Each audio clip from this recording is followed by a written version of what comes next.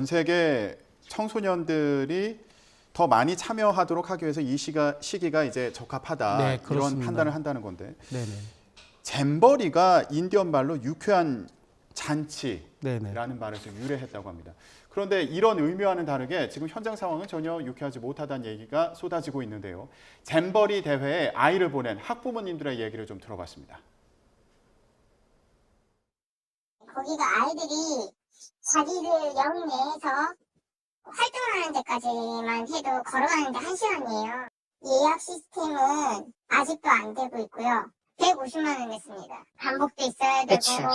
거기에 준비물도 다 사야 되고 장화를 준비해 와라. 하다못해 애들이 칠판이 고모가 다 자기들이 준비하는 거거든요. 네 아이 데리고 나왔어요. 너무 힘들었다고. 병원에 안 간 친구들도 막 계속 어지럽다 그러고 뭐 전자레인지도 안 주고 햇반을 먹으라 해가지고 네 그래서 아이들이 기름에다가 뭐 햇반을 튀기고 뭐 그랬대요. 네, 저희가 세계 잼버리 대회 문제와 관련해서 얘기를 나누고 있었는데요. 계속해서 관련 이슈 짚어보도록 하겠습니다. 저희가 앞서서 이 잼버리 대회에 아이를 보낸 학부모들의 입장을 좀 들어봤는데 이거 생존 체험이냐, 뭐 난민 체험이냐 이런 비판까지 나오고 있습니다. 지금 대표님 보실 때 가장 문제가 되는 부분은 뭐라고 보고 계신가요?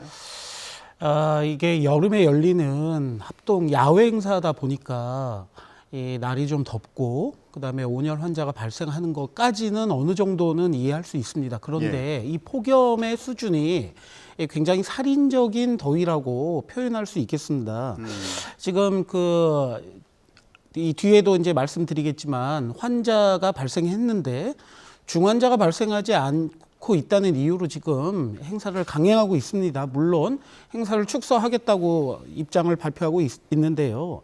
이 더위도 더위지만 기본적인 기반 시설이 너무 안 돼 있다는 얘기들이 많이 나오고 있습니다. 다만 보도를 통해서 듣는 게 아니라 현장에서 속속 지금 현장에 참가한 이 참가자들이 이 상황을 전하고 있는데요.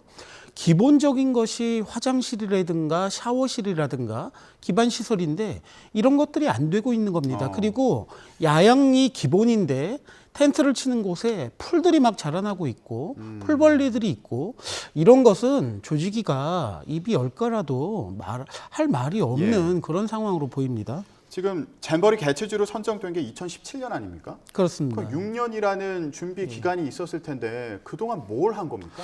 물론 조직이나 이제 정부에서는 중간에 코로나가 있어서 어쩔 수 없었다라는 얘기를 하고 있습니다만 그것이 해명으로 잘 설득력 있게 들리지를 않습니다. 그리고 또 하나는 이 청소년 문화를 바라보는 정부의 시각에 약간 문제가 있다고 봅니다. 이게 무슨 이 초등학생들의 이 학예회 수준이나 소풍 가는 행사가 아니지 않습니까? 거기다가 가장 강조하고 있는 것이 4만여 명이 모이는 역대 최고의 행사라고 합니다. 그런데 자, 이 정부에서 준비한 것이 이 그늘막도 설치하고 여러 가지 시설을 해놨다고 그러는데 이 사진을 보셨겠지만 이 텐트장 옆에 그늘막이 없습니다. 그늘막으로 가려면 한참 걸어가야 됩니다. 그리고 야영장에서 개영식이 열린 데까지는 거의 30분이 넘는 거리가 걸립니다. 여러 가지 준비를 했다고는 하지만 이 시뮬레이션을 해봤는지가 상당히 의문이 가는 부분입니다. 앞서 학부모 발언을 보더라도 아이들이 자기들 역내에서 활동하는 데까지만 해도 걸어가는데 1시간이다. 이런 얘기도 지금 전해지고 있는 상황이어서 세밀하게 직접 체험 활동을 하는데 어떤 상황들이 좀 전개될지에 대한 예상이 좀 부족했다는 말씀으로. 네, 그렇습니다.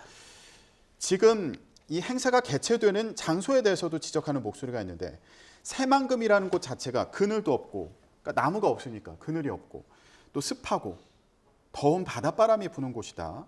그러니까 이거 장소 선정이 좀 잘못된 거 아니냐 이런 지적도 있는데 이건 어떻게 보세요? 저는 이렇게 할 거였으면 꼭 거기서 했어야 되나 그런 의구심을 가지고 있습니다. 물론 새만금에서 이 4만여 명이 야영을 하는 장소를 찾기 쉽지 않았을 것으로 이제 판단은 됩니다만 저는 이 새만금에서 개최를 한다고 했을 때 그래도 기반 시설을 잘 갖춰서 할 것이라고 그렇게 생각을 했는데 막상 야영장의 사진을 보고 이 허허 벌판에서 이 인공적인 그늘막이라든가 바로 이 텐트 주변에 그런 시설들이 없다는 사진을 보고 너무 놀랐습니다. 예.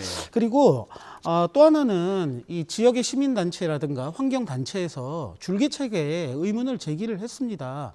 여기서 하면 안 된다.